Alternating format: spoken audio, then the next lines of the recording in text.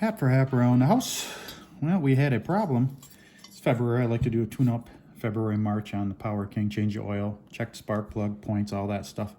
And we had, I went to change the spark plug and it just stripped right out. I've known for a long time that this was going to strip out.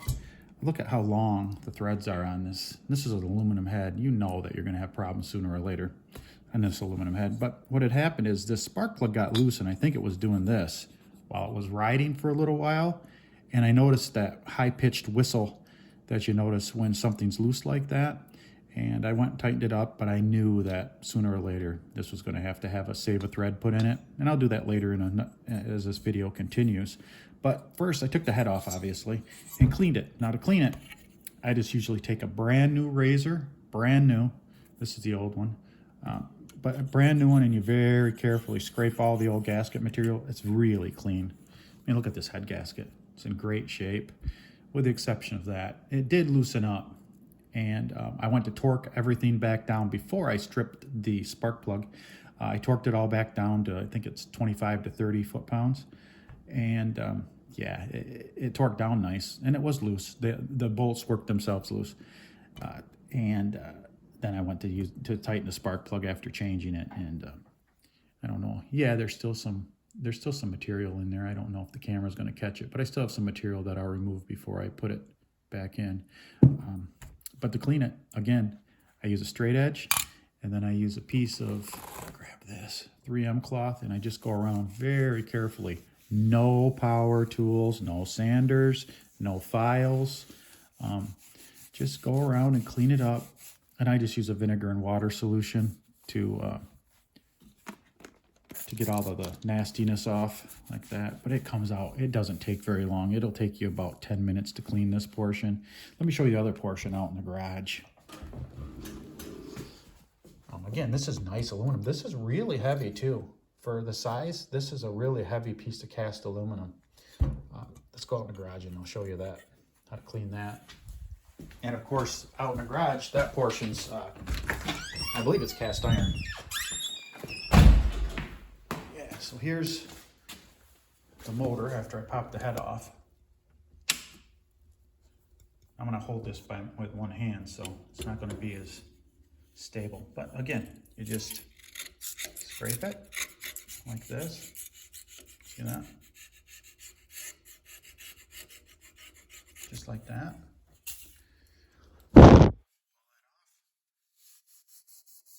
And you just lightly take your 3M and you just clean it. Now, if I was to really get at this, I would put gloves on.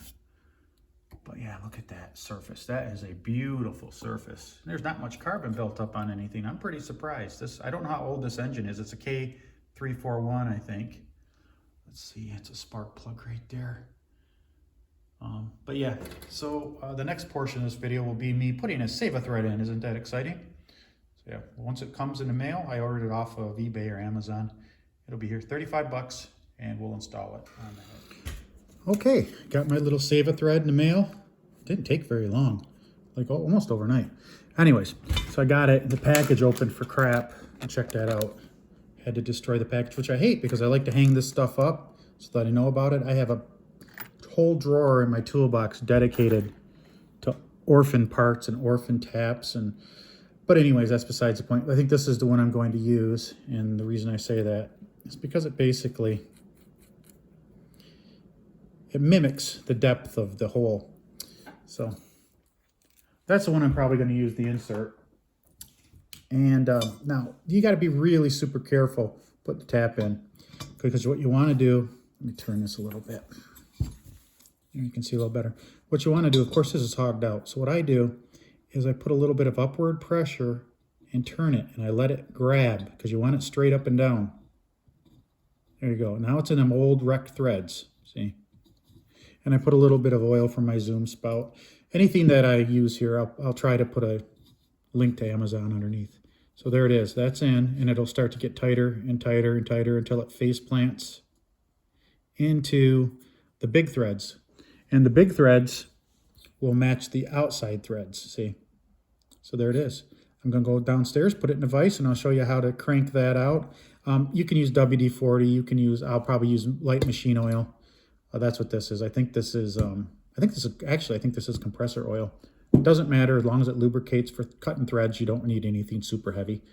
So we'll go downstairs, put it in a vise, and we'll cut the threads. Okay, you know what? Not everybody has a vise in the basement, so I'm going to try to do this without a vise. Let's see if we can even do this. Now I've got that started. That's pretty much flush. Now I'm at the kitchen table, so I put a piece of scrap wood down with an old shirt, and we're going to go ahead and give this a try. Now I've got my zoom spout with oil right here. So I'm going to oil it every once in a while. Keep in mind, this is a brand new tap, so you're not going to have a tap that's not very sharp. This is going to go through this aluminum pretty easy. So I'm just going to put a little bit more oil on this. Just takes a drop. You don't have to drown it. I'll put it on all four of the, I guess, the blades on this tap. We'll call them blades. And put our ratchet in. By the way, I just took this old Craftsman, and I just took it apart and lubed it all up with brand new grease. Oh man, is that nice. This thing would not, it was popping and stuff, it wouldn't grab. So put new grease in it and it works fine. Okay, so let me grab it, try to keep you in the shot here.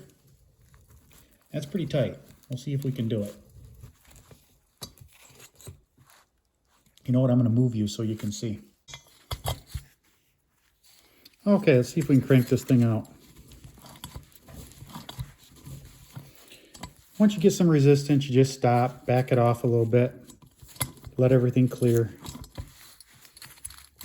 There it is. Now we'll go forward again. Now, if you're really anal retentive, you can take it out and clean all the threads out. But you do have spaces between the cutting teeth that will gather all of the debris from you cutting new threads through the aluminum. So you don't really have to do that. So we'll go forward again. Oh yeah, I think this is very doable. I just have it grabbed in such a fashion that I can manipulate it. I have it grabbed with my left hand, and then my right hand I'm really cranking with. So this isn't too bad. Getting a little bit more resistance, so I'll back it back up. There we go. I'll go forward again. And we're cutting new threads now.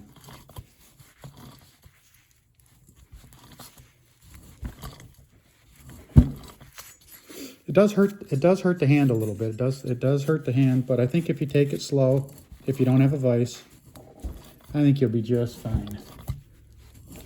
I'll back it up a little bit again.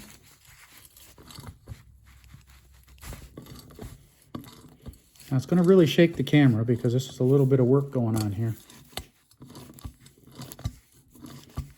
And I would definitely wear gloves.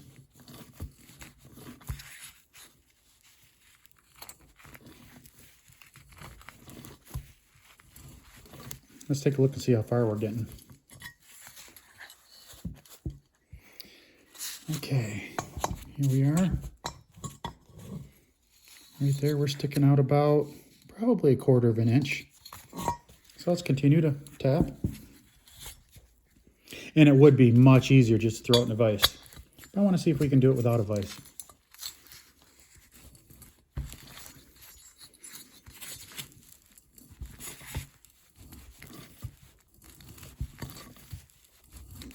Okay, back it up again.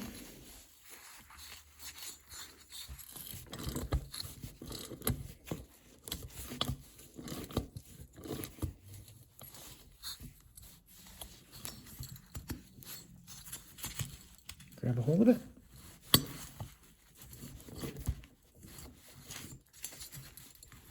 Ooh, that's getting hard. Okay. Back it up.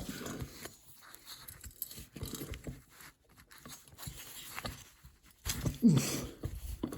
All right. I'll go forward again.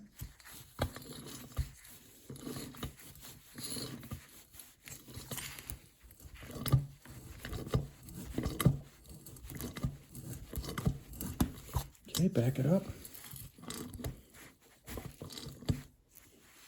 There we go. We're getting there. I am going to feel it in my piggies tomorrow. I guarantee it, because this is some heavy work on the fingertips.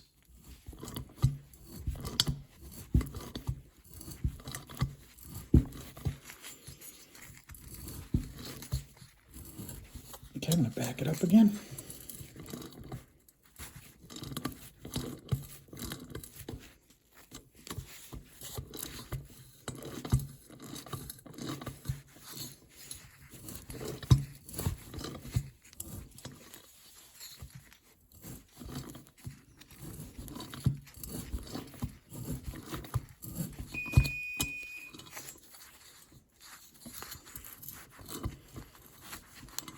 And when you back it up, you're going to feel some resistance.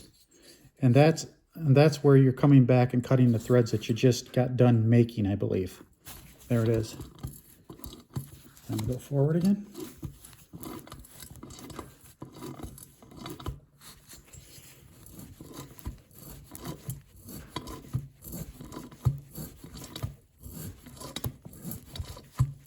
Oh yeah, it's getting a little easier now. Let's see how far we are at the bottom. Look at all those shavings. Look at all these shavings right here. See that? Let's get you centered a little bit. There you go. Yeah, we're getting some shavings. And it looks like we're about, goodness. Oh, that's probably over a ½ inch. So we'll continue.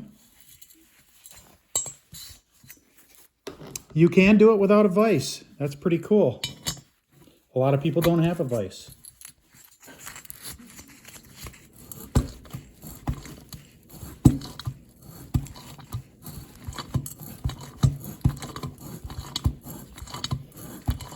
All right.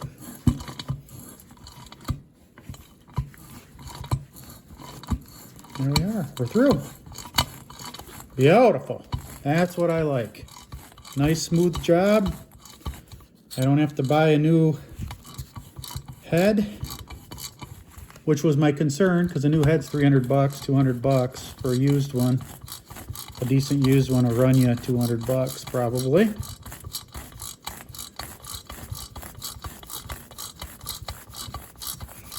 All done without a vise. That is neat. What a piece of equipment these SAV-A-THREADs are. Some really smart people putting this stuff together for us. All right. Now what we're going to do is inspect the threads.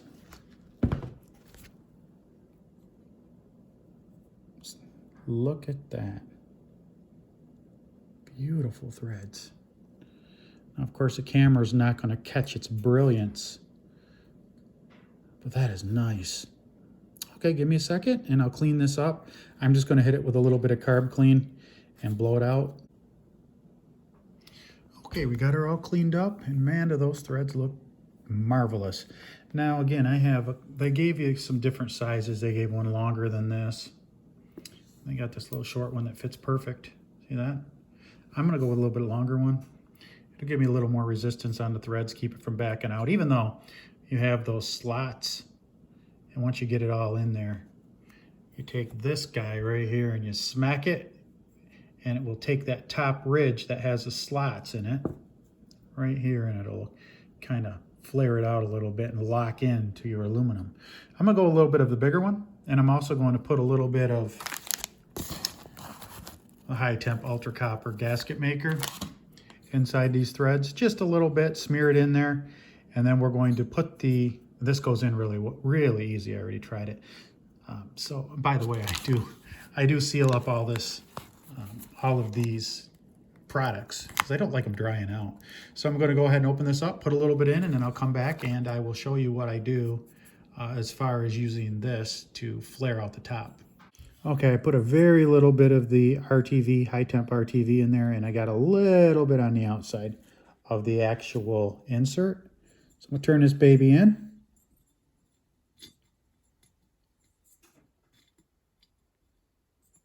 Now you're going to wear a little bit of this RTV, it's just the way it goes.